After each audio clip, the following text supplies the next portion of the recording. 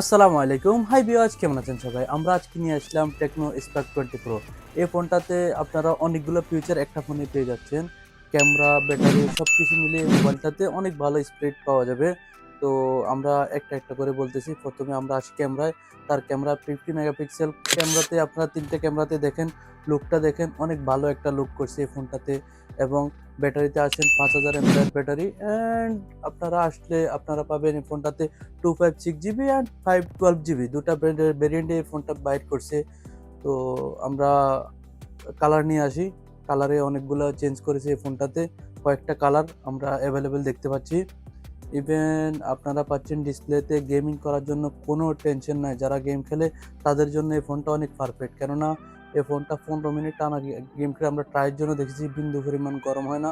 আমরা রিভিউ দিয়েছি এই ফোনটার জন্যে। যে এই ফোনটাতে আমরা অনেকগুলো ফিচারের মধ্যে এগুলো অনেক ভালো ফিচার, যেগুলো এগুলো সবগুলো পেয়ে গেছি এই ফোনটাতে। তো একটা ফোনে এতগুলো ফিচার থাকার পর আমার মতে এই ফোনটা নেওয়াটাই অনেক ভালো হবে।